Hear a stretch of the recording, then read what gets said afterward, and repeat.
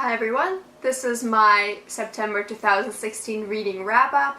I managed to read 9 books. I just finished my last book this morning, so it's been a pretty successful reading month for me, and I was able to read a lot of the books that I was looking forward to reading. So since it's going to be a pretty lengthy list, let's get right to it.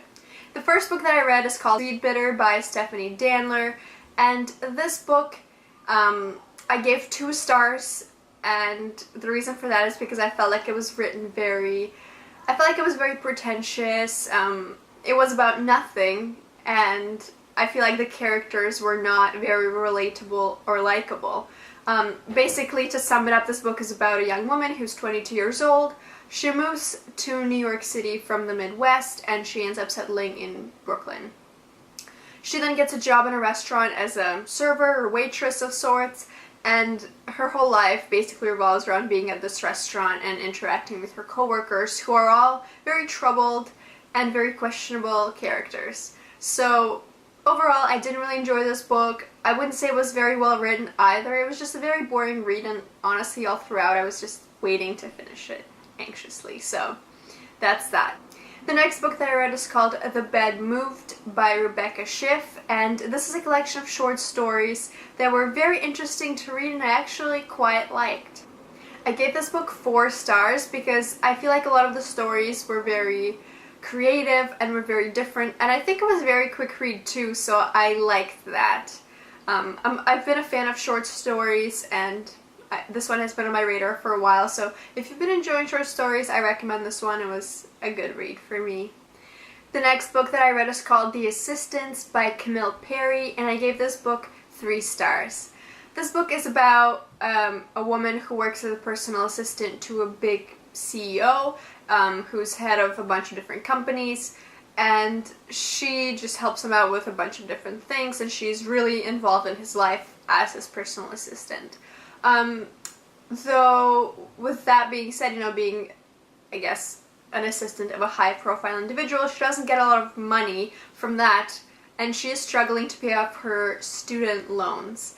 So she comes across some money on accident through her work, which she shouldn't really have, but she does anyways, and she takes advantage of it and covers her student loan, and then other people in her company find out about it, and it sort of spirals out of control, and they have this whole scheme running of getting money secretly from the place where they work. It took place in New York City, which is the second book that I read that had that same setting, and it was a pretty interesting read. It was okay. It wasn't badly written or anything, but I just feel like it was kind of a fluffy story with, like, sort of kind of predictable. I don't know, it didn't surprise me at all. It's an okay read, so if it's something that you've been wanting to read, then you can definitely go ahead and do that. But I feel like I had higher expectations for it, so that's why I was a little bit disappointed. The next book that I read is We Should All Be Feminists, and I gave this book 5 stars. This is a really short read. It's like a big essay, pretty much.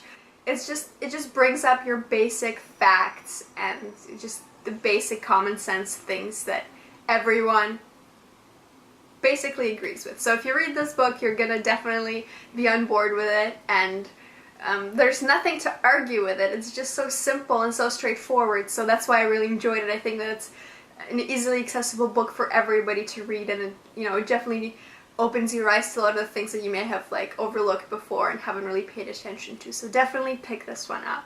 The next book that I read is The Old Man and the Sea by Ernest Hemingway, and I gave this book 5 stars. I've been wanting to read this book for a long time.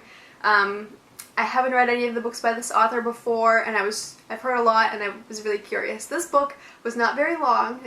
That's part of the reason why I managed to read so many books this month, is because they haven't been very long. But this book, in the short length that it just made me feel so many feelings. This book is about a fisherman who is old and frail, but he goes out on his boat in hopes of catching the perfect fish, and he ends up coming across this big, massive fish, and it's a lot of struggle for him to sort of deal with it and get back to his village where he lives, and the book is basically about his struggle with that, and it's just so heartfelt. I was heartbroken. This book really got me, and I didn't expect that at all at first. I was like, oh, this book is like interesting and I'm really curious about it, but in the end I was just so many feelings. Such a good book. If you haven't read the book before, I recommend it because it's a quick read, but it's so interesting and so intense.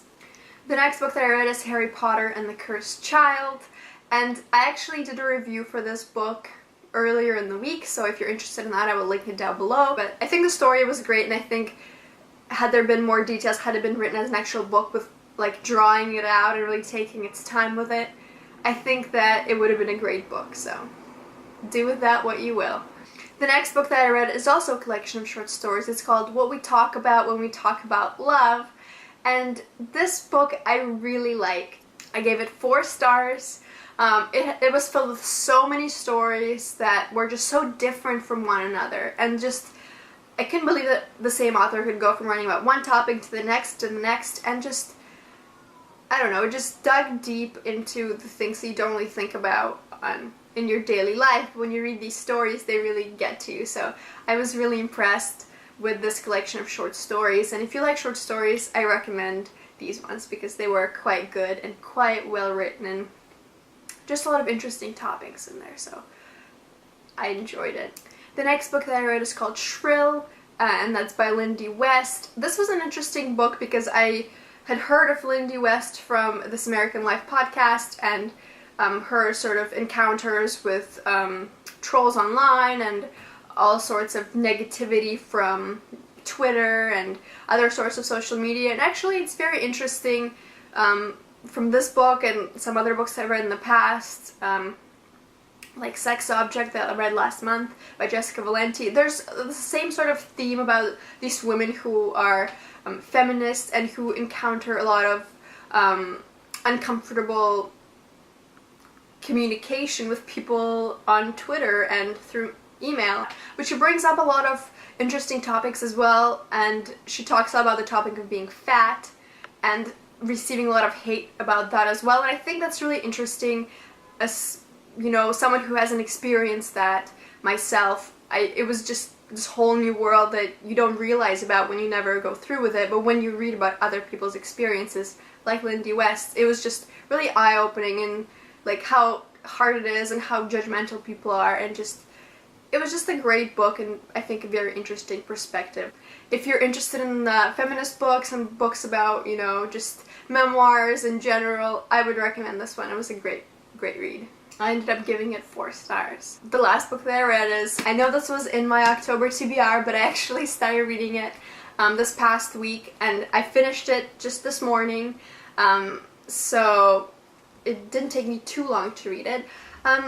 I ended up giving this book 3 stars, and I know everyone, like everybody and their mother, has been saying how much they loved this book, and I think I'm in the minority to say that I didn't love it. I thought it was very well written, and I thought that the characters had depth to them and that was interesting, but I shouldn't be reading historical fiction. I really shouldn't, just because I can't handle how fluffy it is. This book takes place during World War II, and it talks about a French girl and a German boy whose paths sort of cross, and you know, he's you know, studying to become like the soldier, and he sort of like works with the radios to like hear signals from other places and to track people down that way to kill them, obviously. And through this book, it's sort of he's supposed to be like the good guy and you're supposed to root for him, but I could not bring myself to root for him because there's so many instances where he's like out there with his fellow men going out and like tracking the good people down to kill them, and I could not get on board with that. I just, in my mind, he was a bad guy, and I did not feel bad for him at all. And another thing that I didn't like about this book was the fact that, like, it was just very, very shallow in terms of, like, how deep it went. It didn't mention anything about anything, and I don't know, I just feel like whenever a book takes place during a time as, you know, interesting and traumatic as World War II, you have to have something in there that's gonna make it, like, give you that dramatic effect that you actually know, like, what sorts of horrible, terrible things were happening in this book. Like, I don't know, there's nothing there about anything. Like the start of the war, they kind of draw it out a little bit. They talk about how things are slowly picking up, but the end of the war, there's literally one paragraph saying, oh, Berlin surrendered, and like everyone fell. They don't speak about what happened and how it happened. It's just one paragraph, and the war's over. Broke my heart. It really broke my heart, and from that point in the book, I kind of gave up. But the beautiful writing, you know, the interesting subject matter about the main characters and like a little twist they had there were interesting. But overall, I should not be reading historical fiction anymore. It's too much. I can't take it. I can't enjoy a fluffy read. That's all.